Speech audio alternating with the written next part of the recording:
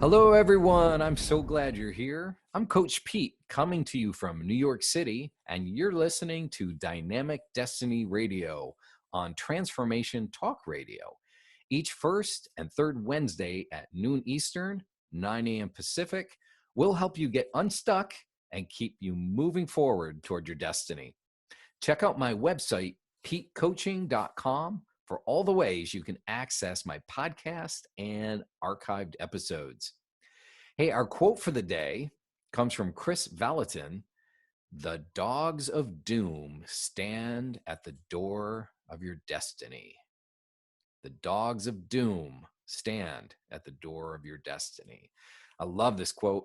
When we see our destiny and the place we want to be heading and moving toward, there will always be threats that want to intimidate you to keep you from moving forward. Don't be surprised when that happens. Keep pressing through so you can make that kind of progress. And that's what we're here to help you to do on this show, is to move forward toward your destiny.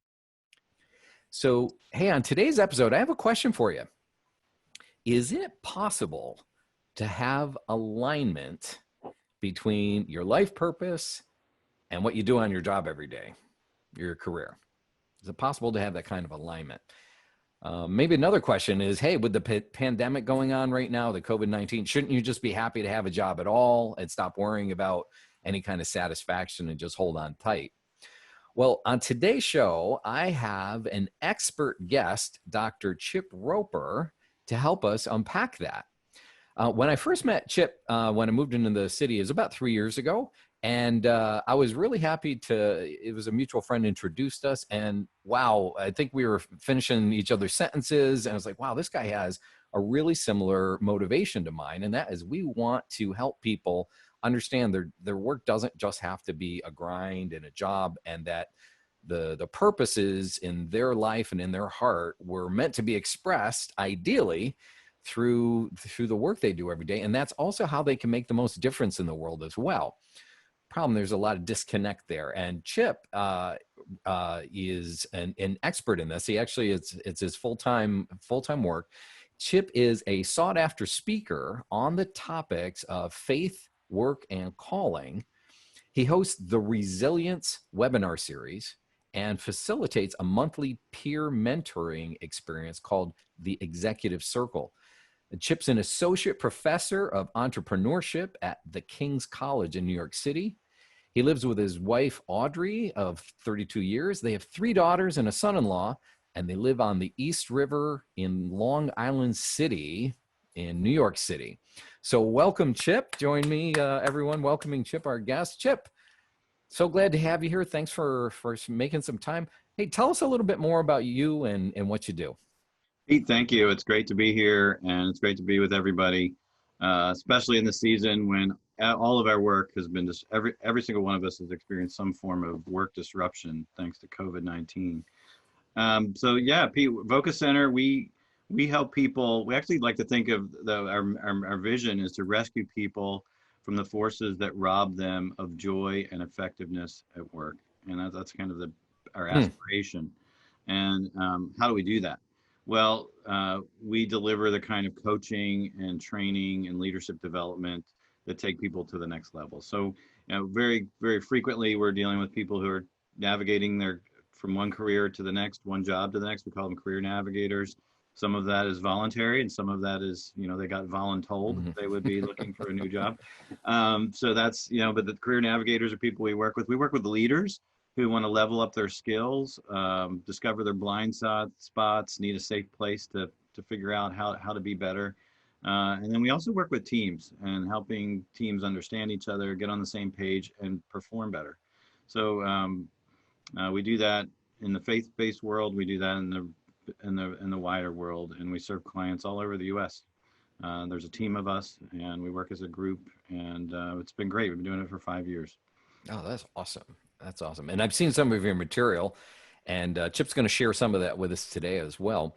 So Chip, hey, let's just dive right in, right? So we spend the majority of our waking hours, most of us, on a job or at work, or some people call it a career. And yet, there is some statistics out there that say people are just woefully unfulfilled Yeah. Like what are some of the Well, first, the stats we would go to, there's a couple of different ones. One is Gallup. The Gallup organization frequently publishes statistics on engagement. And by engagement, they mean like how many people are kind of bringing their whole selves, their energy, their discretionary attention to their jobs. And what they consistently find is it's about 30%. So 30% are bought in and invested in their work, and 70% are not. They are either trying to survive it, or they're actually sabotaging the workers around them. Like they're actually negative actors, on the, job. So 70% are not in. And there's another stat. I don't know what it is right now because it's probably gone down, but at any given time, 55% of workers would leave their job for a better opportunity. So that's another stat that kind of tells us, how satisfied people are, how committed they are to their current job. And then, I do some work in the faith world, and there's been some studies of Christian workers, and they found that it's the same stat. It's kind of interesting, kind of ironic that 70% of Christian workers really don't see a connection between the web of meaning that comes from their faith and their work. Like they're two separate worlds, and 30% do. So it's like we're keep running into the same stat, that, sometimes we use the language in the US, so the haves and the have-nots. Well, 30% of us have a sense of calling and purpose and meaning in our work, and 70% of us don't. Wow.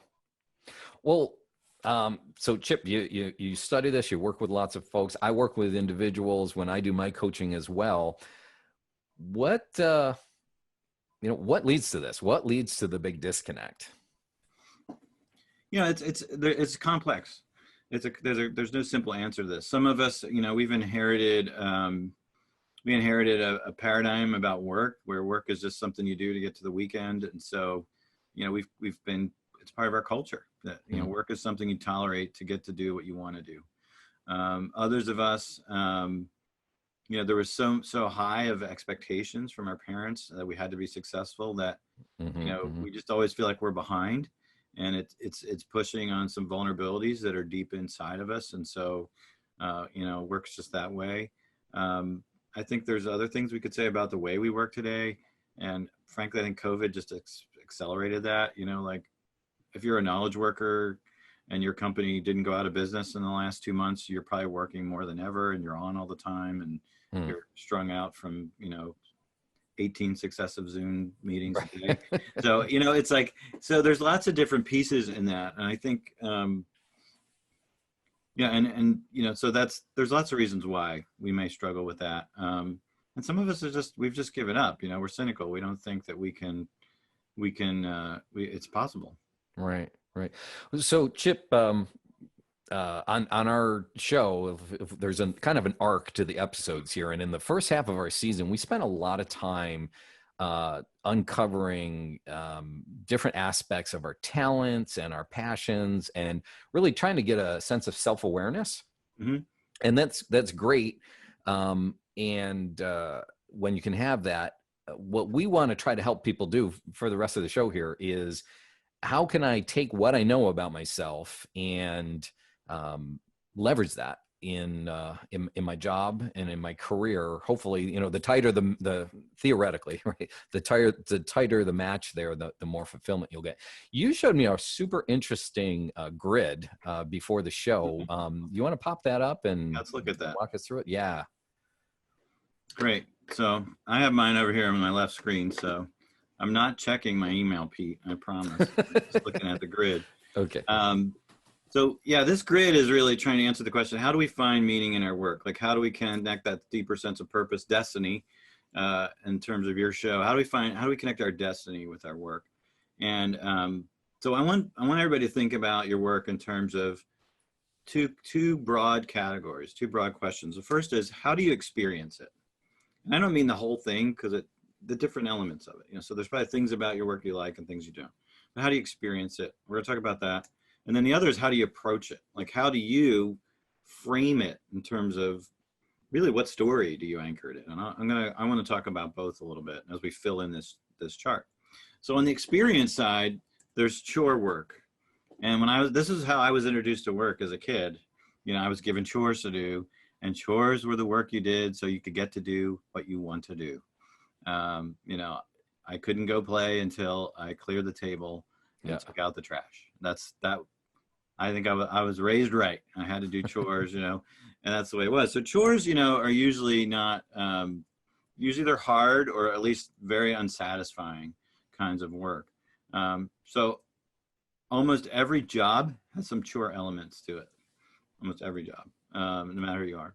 The other side of this is the tree house. So when I was a kid, I used to build tree houses, and they weren't fancy, like with, you know, nice windows and shingles and all that kind of stuff. Right, there's a whole reality show around that. Yeah. No. It was more like, you know, two by 4s with a piece of plywood and a tree. It was more like a platform, really. Right. But it was fun. I mean, we did it all the time, and you know, when I look back on it, it actually looked a lot like work. There was all this effort exerted to gather supplies and to, you know, sneak my dad's tools out of the basement and to, you know, get nails and scrap lumber and all this kind of thing, and then haul it all up into the woods, and then with hammers and saws and so forth, you know, build a stairs and build a platform. And there was blood and there was sweat and there was, you know, hammers on thumbs and all that kind of thing. That's work, but it didn't feel like work. And so we call treehouse work. It dials into this concept of flow, where there's kind of an engaging level of challenge, and then our skills keep rising to meet that. And so all of us want treehouse work. You know, that's what we aspire to. Right, treehouse work equals dream job. We're not my art. It's that there's a sense of fulfillment there. Well, I don't know that we do it to get fulfilled. I think we find that we're fulfilled as a result of it. There's an order there that might be significant. But anyway, when it comes to our experience of work, all of us have, all of it's on a continuum between chore and treehouse. And if we can really take our jobs apart, there's probably elements of both in almost all jobs. So we'll talk more about that in a minute. But the second side, the vertical axis, is how do we approach our work? You know, in other words, what story do we kind of anchor it in? How do we bring meaning to our work? Because one of the things that we would say at VOCA, you know, and we walk people through a calling discernment program. We're thinking and writing about a lot of these things, is that you don't derive your purpose from your work. You bring your purpose to your work. You know, and when I look to you as my employer to give me purpose, I'm putting my expectations in the wrong place. Well, you've handed control of your life over to a third party too. I'm actually very vulnerable at many levels. I'm subject to being taken advantage of and some other things, and it's just not the way it works. So when we talk about the approach we bring to our work, we have two options, and I'm going to use faith terms for these, but I'll explain it so that it applies to everybody, whether faith is is an important thing for you or not. Oops, sorry. I have to be on the right screen. Here we go. So the secular approach to work, I'm just calling it the secular, is work that I do for me and by me. So when I started my career at the age of 18, we started a small construction company, and I also had a band, and I was also in college at the same time. And I was doing all these things so I could get rich as quickly as possible. And it was all up to me to make it happen. It was work that was for me and by me. And I even think that some of us who say, well, I'm working to provide for my family, it's a BS line. And I'm not talking about Bible study, Pete. It's just something we say, but the truth is we really want to be that person that's able to provide a certain kind of lifestyle. It's about our image. It's really more about our image than it's about providing, because it's way beyond basics, you know, when we use that kind of line. So secular work, and if you don't like that term, that's okay, but it's just work that's for me and by me. It's about me. And then sacred work is work that I think is for God and with God and for others. And for those of us who, so it's more like a servant mentality. Yeah, like a servant, a steward. I've been given talent and opportunity, and it's not just about me. You know, and the for God idea is the idea that we can do anything. God will receive any work as an offering of worship to him. For those of us who have faith, it's kind of an interesting thing. We think of worship as something that happens in a church building, which we haven't been able to do for the last 3 months. But it doesn't matter. God receives our work as worship, that it's something we can do for him, that he sees it, he values it, and he will reward us for it. Another interesting sacred idea is that we can actually do our work with God, that we believe God is working in the world, that he's creating and that he's protecting. And that comes from an ancient Jewish poem, Psalm 127, that God is the builder and God is the protector.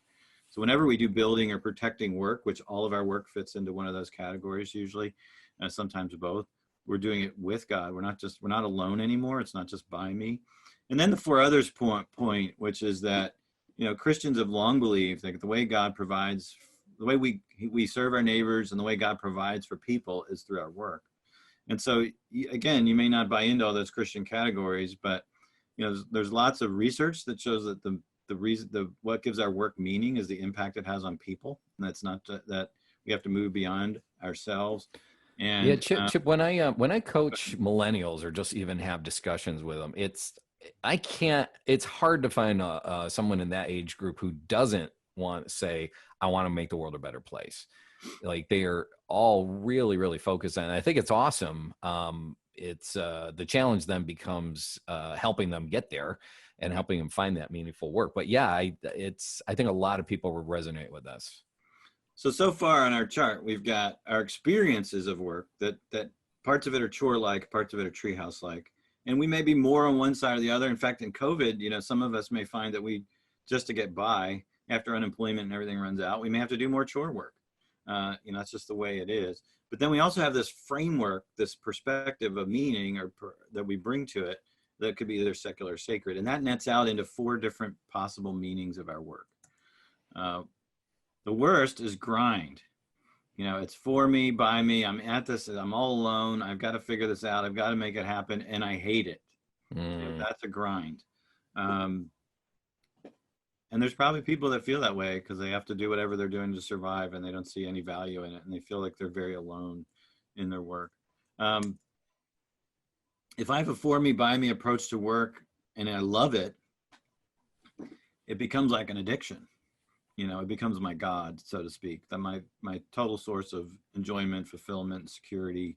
I don't let anybody or anything get in the way of it. And it has, we said it has a tremendous power over my life. And I need it more than anything. I need it too much. Yeah, you see that. You see people that are attached. They get all their identity and self-worth. And then when that gets disrupted, whoa, crash. Yeah, your world gets shaken if you're in that quadrant and you lost your job in the last few weeks. Your world just got blown up. It's traumatic. It's not that it's not traumatic in other quadrants. It's just even more traumatic. Like everything. This is why people would jump out of buildings, when the market crashes, kind of thing. Because they were putting their security in that. At least if you're, in a grind, you're not expecting to get much more out of your job. I just want to get to the weekend and have some beers and relax. I mean, that's it. I'm just trying to survive this thing. Now, the big move that we want to help people do is move from the bottom, the secular, up to the sacred. Because if you cross that plane, that line, everything changes. And so if we go to a sacred perspective that I see meaning in my work, because it's not just for me, it's for others, it's for God. Even if it's chore work, its meaning now is growth. It's going to help me grow. It's going to help me become a better person. I think one of the cool things we've seen in the COVID moment is that some of the jobs that most of us wouldn't want to do, like being a delivery person, we appreciate those jobs. We need those jobs. Yeah. I was out walking the dog the other day and came back to our building, and all the police, there's a group of police, there's a bunch of police cars, and I thought, oh no, what's going on?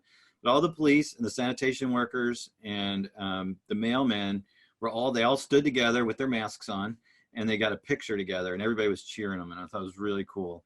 But some elements of what those people do, most of us would consider chore work. Like, we wouldn't really want to do it, but it's not just how that it can help us grow if we see it as a for others and for God thing, but it's also that now we're seeing that work's really important. Yeah. I've heard it said that You know, if the CEO doesn't show up to work for a week, nobody really notices. But if the janitor doesn't show up to work for a week, That's so everybody true. notices, you know. That's so true. Wow. So there's value in that work and there's dignity in it, because it and just that for others perspective helps us see it. And then if we get to the treehouse um, with a sacred frame, our work becomes a gift. Um, Ecclesiastes, ancient Jewish wisdom, um, in both the Christian and Hebrew Bible, it talks about this idea that if you can enjoy the work that you're given to do, it's a gift from God. And you know, I think that many of us expect that our work will be in that upper right quadrant all the time, Mm-hmm. and it's probably not realistic. It might be less realistic now than it was 6 months ago. Um, you know, one of the things that we say to people that say, "Oh, I want to find my dream job," we're like, "Well, we want to help you find your next best job, right? You know, what's the next best next for you? Because even if you find your dream job, it won't stay your dream job Mm-hmm. Mm-hmm. because something about it will change. So if it's at a company, your boss will leave, the business will get disrupted. It's not going to last forever. It just doesn't work that way. Nothing works that way anymore. I'm not sure it ever did. If it's you, like you say, I'm going to start a business and everything. Again, it's kind of like maybe you're actually more of a starter and you actually like the starting of the business. But when you have to kind of grow up and delegate and manage people, then you start to hate it. Your dream job becomes a nightmare. So I'm not being pessimistic. I'm saying that it's a dynamic process. You know, Pete, a lot of times what we like to say to our clients is that your work calling, like the purpose for you in your work, is the overlap between the real you and the real world. And you are always growing and changing. You have a learner mindset, and the real world is always changing. And so negotiating that connection between real you and real world is a dynamic process. And so I'm saying all that to say you don't really get to the gift quadrant and just arrive. Like that's a red herring. It's a myth. It's unhelpful.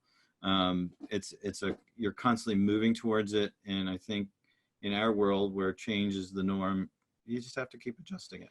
Wow. Chip, super, super helpful, super practical, wise approach.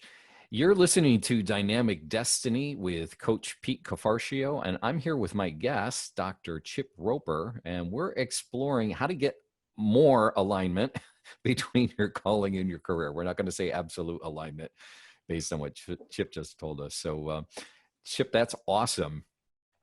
Wow.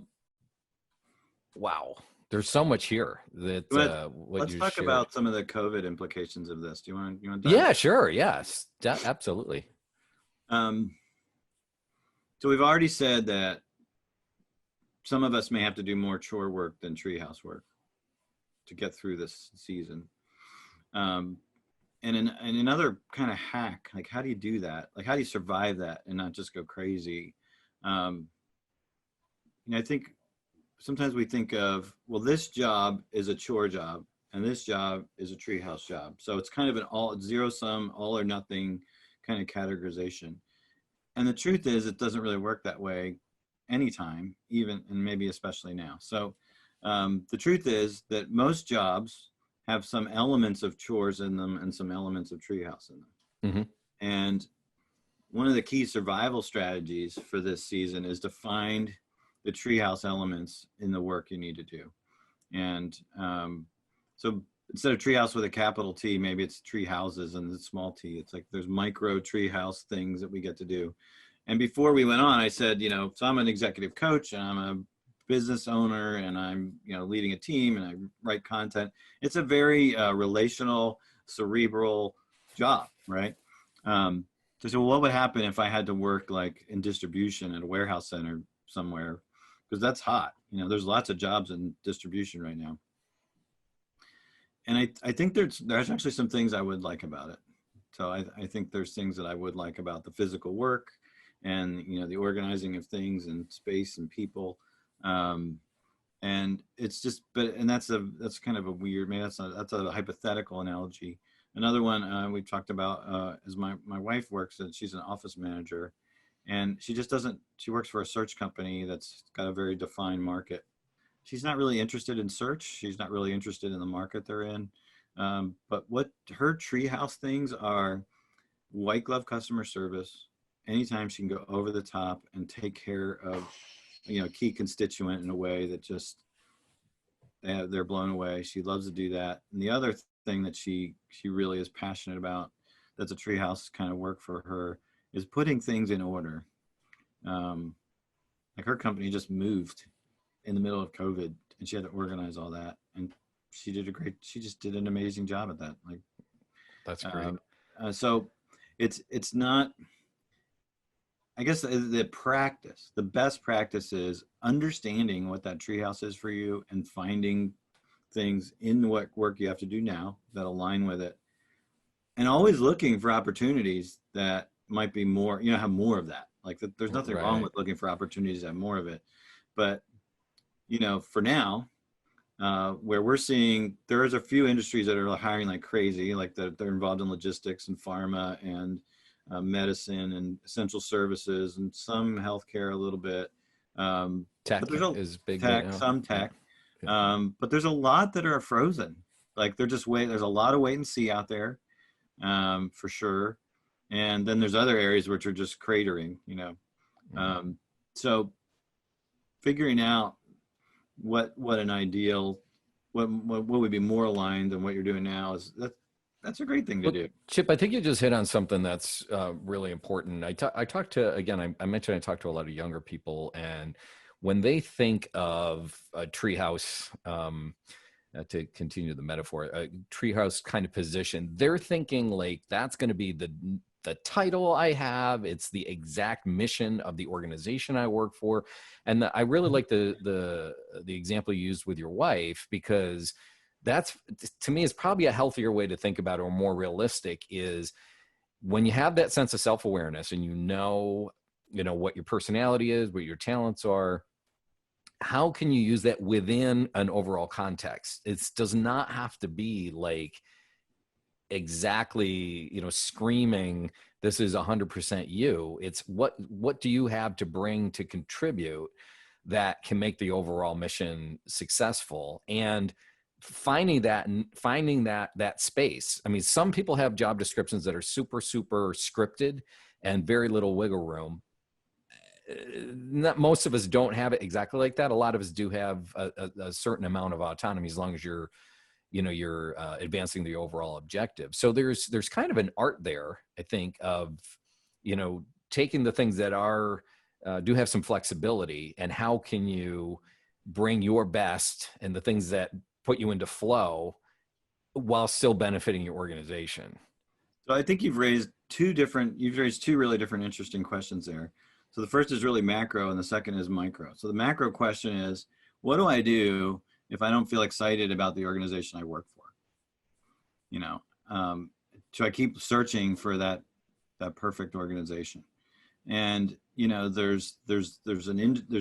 what industry is it? What's the culture like in the organization? And what do you have to do? Like, they all kind of those three things come together to define what's it like working here. The irony is that as a person who's I've worked in for-profit, nonprofit, and church. I know there's no silver bullet to find the perfect organization that just does perfect work.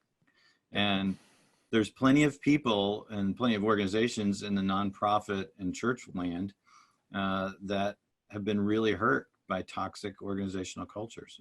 There's no magic pill that just because you're in this industry that it's going to be all good. In fact, I mean, again, this is kind of a Christian concept. It comes from Alexander Solzhenitsyn. He did a famous graduation speech at Harvard where he said, we always wanted to we would love to divide the world into us and them, and us are, of course, the good people, and them are the bad guys.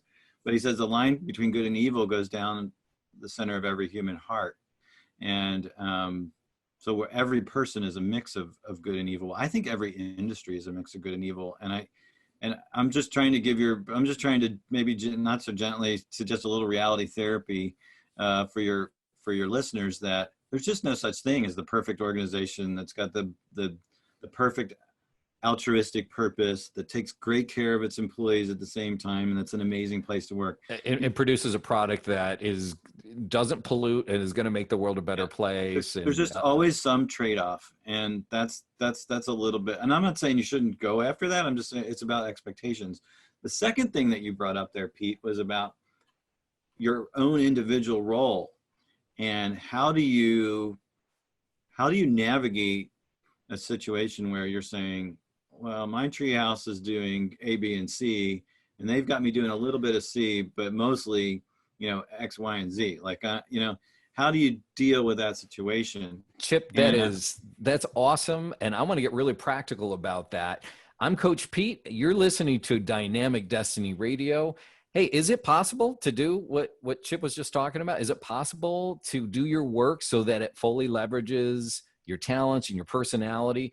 When we come back from the break, we're going to talk about how to do that. We're going to give some practical tips to actually help move you more toward that desired place. So stay tuned. We'll be right back.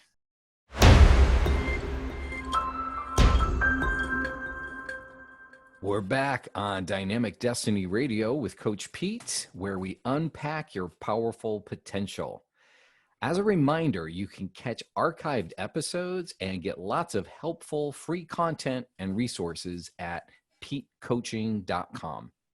Hey, I'm here today with Dr. Chip Roper, and we're discussing how to get better alignment between your calling, your life purpose, and what you do day to day on your job. And if you're just joining us now, Chip's been walking us through a really helpful understanding of our mindsets and where our intentions are at, and what the results of that are.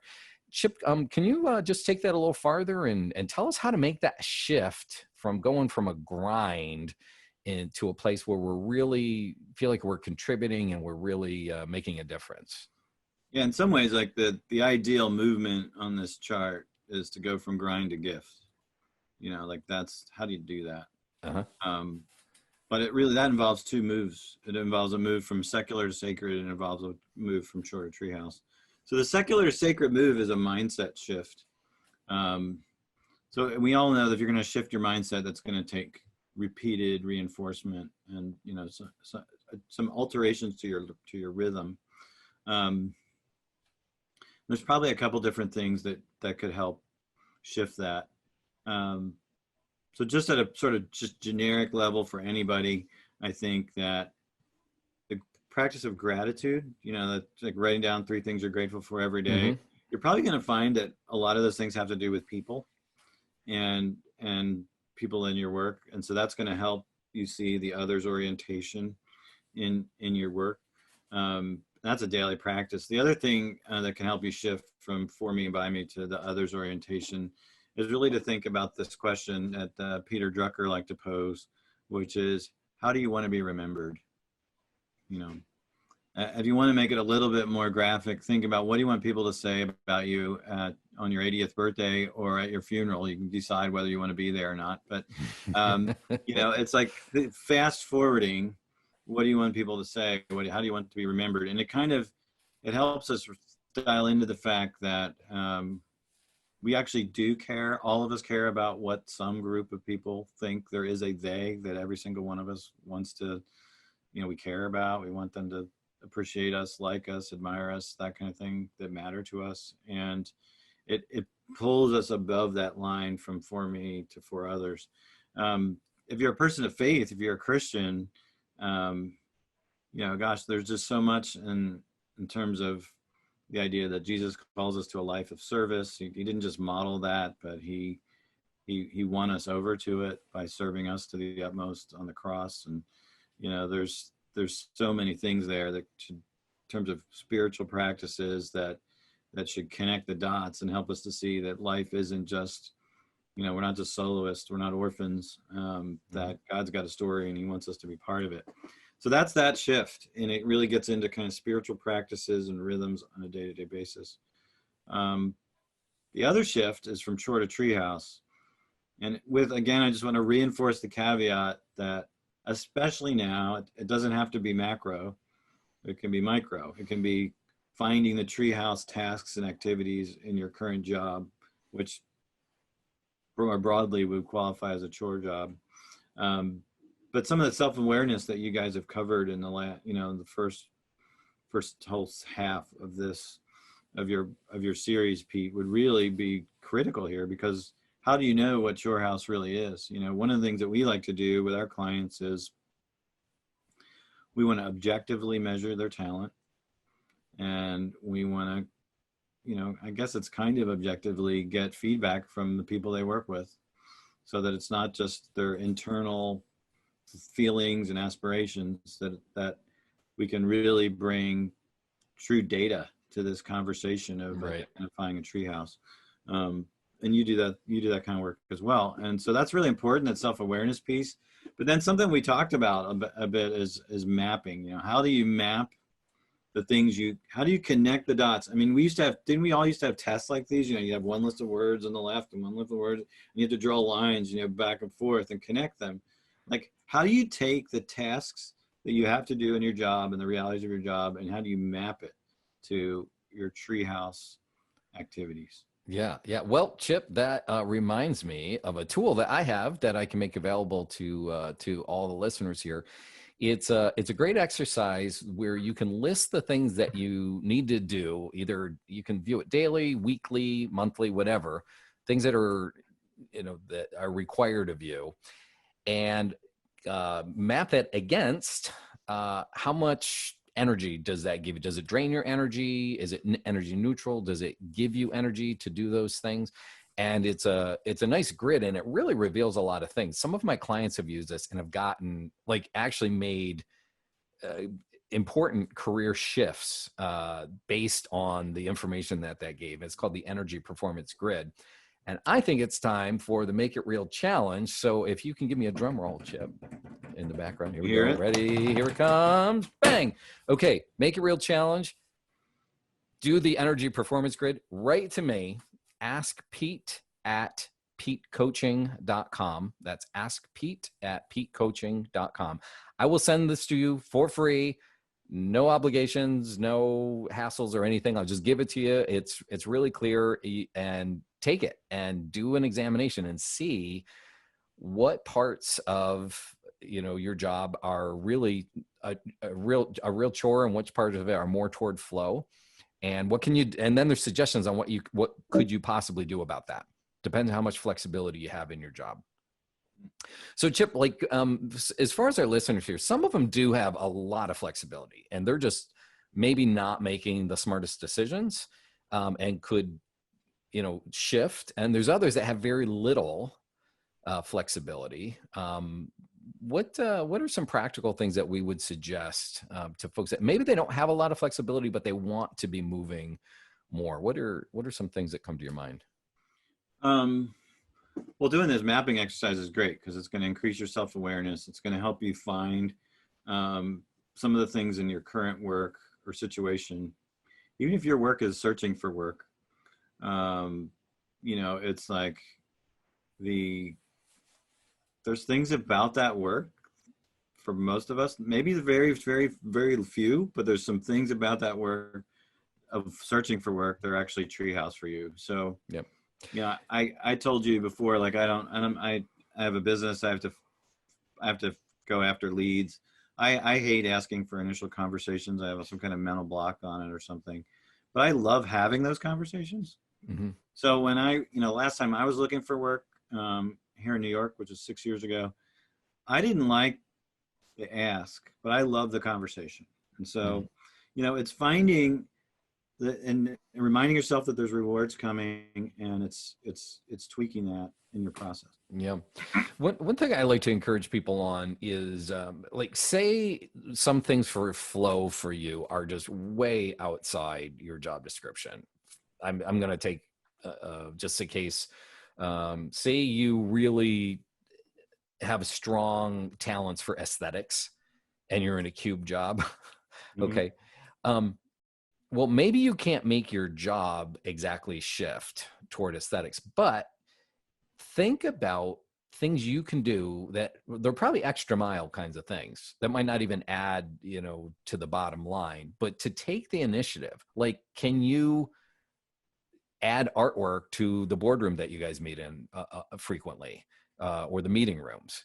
Can you make some suggestions on, changing over the lobby or different things like that? Anything that you can do. It's probably going to be some extra mile things, but you'll feel good about it because you're contributing, and other people will benefit from it too. It helps to build culture. That's on a real small level. If there's some amount of flexibility on your job, I talk to people, Chip, that are just so afraid of ever mentioning anything to their boss because it might imply that they don't like their job or they're unhappy or something like that. And it doesn't need to be that way. A lot of it depends on the way you position that conversation. Like if you feel like you have some pent up talents or skills that you could be contributing, a lot of it depends on, how you tee that up. Yeah. I think it depends on that. It depends on you need to know your boss, and you need to know how they tick and what they value. I think that's really important, so that you can, because you're trying to solve a problem for them, not create a problem for them. So if you come to them complaining about your boredom, you just created a problem for them. Bosses do not like extra problems ever, like never. That's like just a never thing. They like solutions. Don't do it. So go back to your boardroom example. So if people are, none of us are using boardrooms anymore anyway, but right, the point is, like when we come back, if people are complaining about the lack of art or the drudgery of the boardroom, and you hear it, then now you have opportunity, because you can say, hey, I could transform this. I'm happy to do it on my own time. So now you're basically offering a free solution. Be smart. Be smart. Listen to needs. Listen to the needs that are going around you. And like, maybe you're good at presentation or communications, and you've noticed, some of the people are complaining that the presentations, the PowerPoints are boring. They're drudgery. People are just reading off bullets, and it's like death by PowerPoint, and you know how to fix that. That's your opportunity to, and you happen to be good at it. That's the time to speak up and say, hey, you know what? I could help with that. Ask permission about it. Don't get an attitude, but present that you could bring value. I think it could help everybody. We could shorten our meetings. It could be more effective. People would, look forward to this instead. And I'm good at that. Can I make some suggestions? Yeah, bosses want solutions. They don't want problems. And the other thing is that the other caveat in all of this is if you're saying, oh, well, there's something out of my lane that's over there that I think I could help with, you better make sure that everything that's in your lane is being handled really well. Sure. Because I've seen it. I've had clients do it. I did it when I was younger and starting my career. It's kind of like,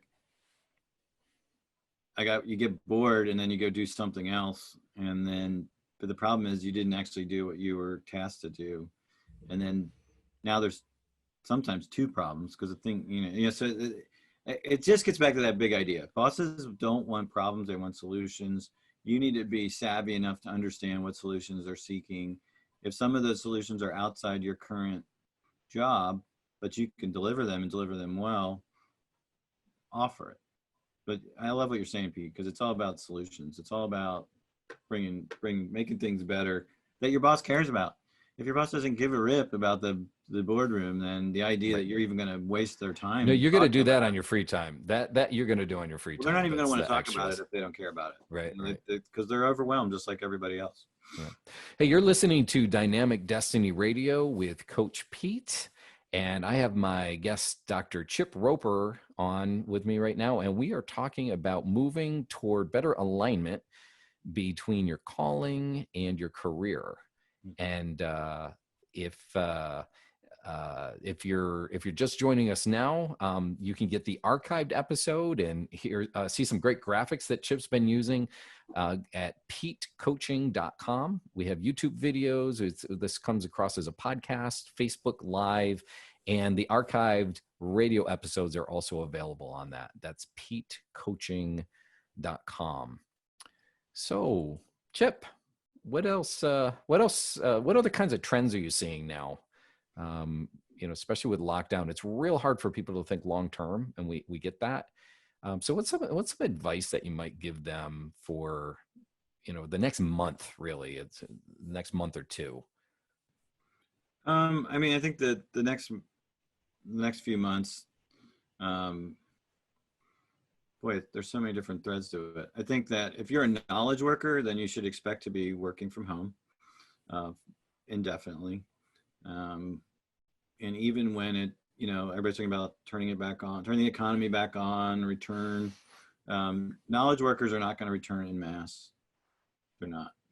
Um, they're going to be in shifts. They're going to be, it's going to be challenging. So, if your Zoom camera sucks and your lighting's terrible and your mic isn't that great and you were thinking like, I can just grind this out because it's going to be over soon, you're wrong. It's time to upgrade because you're going to be spending a lot of time like this, probably indefinitely. And what's going to happen when things are back on is it's going to be a mix of it. Like I have friends working in banking and large corporations, and they're all saying remote work has worked better than they thought. And so offices are going to change. They're going to become more like conference centers when bringing people in to interact. There's going to social distancing. I'm getting instructions about the course I'm going to teach in the fall and how the classrooms aren't going to fit everybody. And so we're going to have to do them in split groups and spread everybody out and everything. So like this isn't really going away. And there's a number of people that think there'll be a second wave. In the late fall and winter. So we could be back to lockdown. So I guess what I'm saying is you get really good at working from home and get really good at working this way, which involves the technology that you use. It also involves habits of resiliency. So Chip, you run a webinar series on resilience. Yeah. Tell us about that. Yeah. So we've been doing a series on resilience. It's going to be 8 or 9 parts for the first run, and but it's really about the things that we need to know and the things that we need to do to have an enduring kind of capacity. So resilience, the idea of resilience is the ability to snap back from adversity or challenge. And we think of that in terms of, there's certainly sort of vocational resilience, like knowing what's coming, managing the market, knowing how to search for a job. So we've got a free download on our websites. vocacenter.org is our faith-based site, and vocacenter.com is our business-facing site. So we've got a free job search guide. It's 12 pages full of if you have to look for a job or you want to look for a job, this is how you do it. It's all nuts and bolts. It's all about how to do it. Wow. Chip, let me repeat that. It's Voca, VOCA Center. Yeah. .org or vocacenter.com. Free resources, really good stuff. I'm impressed, Chip. I mean, I've been out there. It's super professional, really helpful. And the one thing Chip, that I just appreciate about you and what you do, Chip's a very concrete thinker, and he does not waste your time. There's not a lot of extra fluff floating around there. It just gets right to the point, and the stuff is actionable. So, I'm giving you a firsthand endorsement. I've used some of his stuff before. So, go out there, vocacenter.org or vocacenter.com. Yeah, we've got the job search guides right there on our home pages. We've also got the resilience webinar. This coming this Thursday night, we're talking about managing your finances during this season, because if your finances are in disarray, you're in disarray. And next week, we're going to talk about dealing with loss, because all of us have lost things through this extended lockdown period. Some of us have lost our jobs. We've lost time with friends and family, graduation celebrations, connection with our colleagues. There's just a lot of loss going on. Yeah. It's not something we like to talk about as Americans very much. We're not very good at it, but we've got great guests on that. So we're trying to pick topics from like broad intel about markets and business and job changing to like sort of more soulish topics that we need to kind of bundle all this together to be able to make it through what seems to be, an emerging new reality. We're not going back to normal. Right. Right. Well, Chip, you talked about job searching guide. I mean, should people even be looking for jobs right now? Yeah, we a few weeks ago we had Tom Wilson on. He's the head of in-house recruiting for Invesco, and great guy. And Yeah, I Tom's love like, Tom. He's he's like, super. don't stop looking. You may find that there's just like some employers are on pause, but a lot of job seekers have gone on pause. So they're seeing that the number of candidates, the competition for open jobs has actually gone down, and so it may actually be a good time to look for work, especially if you have work, which is if you don't have work, you have to look for work. No brainer. So, and we have resources to help you. But if you have a job, but you're thinking, gosh, back to the diagram, this job's about 98% chore, and I'm still trying to find out my magnifying glass to find the little treehouse in this job. We'll figure out why that is. What about that job makes it so chore-like? And then figure out what kind of other jobs might be better, and that's a networking process. And that's part of our career navigation process. We guide our clients through that, and I'm sure you do too, Pete, with yours. Mm-hmm. But what's the harm in looking? Kind of job search gospel is that you're always looking, in a sense, not actively, not in a sense of desperation, or I don't mean desperation. I mean just chronic discontent. I mean, your LinkedIn's always up to date. You're always trying to network with at least a few people to find out where are things going, where's opportunity moving. You don't want to jump onto a shrinking iceberg in terms of the future. You don't want to, you don't want to sign up to manage retail clothing people, right? Because it's just gone away, and it may not come back. So you want to figure out a way to take those skills and take it somewhere else where things are coming, or things are more ascending. But you always want to be doing that. So there's no reason not to be doing that now. There's no reason not to be having virtual coffees with people. Hey, let's have a virtual coffee. Yeah. And just find out what's going on. I would say stay active, keep your ear to the ground.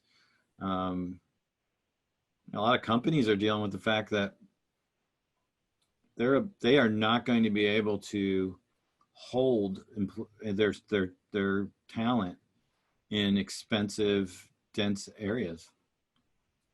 So that kind of opens up all kinds of possibilities in terms of what your work looks like and where you live. And it's it's a very interesting reality. And you said what to do in the next 2 months. I would say, well, keep networking.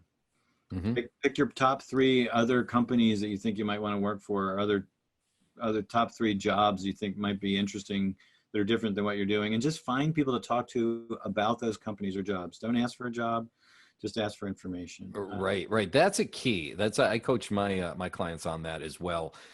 Don't show up needy and this old mindset of there's a fixed job description out there and I have to fit it perfectly, and please hire me, please hire me, please hire me. That's not the way to do it. Not the way to do it. Totally not at all. You want to be able to articulate the value that you can bring to the marketplace, and then just find out more about the organization, about their internal values, and trends, different things that are going on, what is of interest to them. Then if you can start to make some connections and show how you can bring value, they'll open the door and you can have the right kind of conversations. That's right. Okay, as we wind down, I have a favor to ask. If you benefit from the show, could you please click like and share this with your friends? Or if you listen to the podcast, rate it. Okay, that helps the media platforms know that it's valuable, and then they'll promote it more. So thanks a lot. That would really help. Hey, our quote for the day, again, is "The dogs of doom stand at the door of your destiny." And I want to thank you all for tuning in to Dynamic Destiny Radio. And I especially want to thank our guest, Dr. Chip Roper. Chip, you've been great, super helpful, super practical. And I had a wonderful time here. I hope you did too. Please join me every other Wednesday at noon Eastern, 11 a.m. Central, 9 a.m. Pacific time. And remember, you really are God's gift to the world. We're all depending on you to be the best version of you that you can be.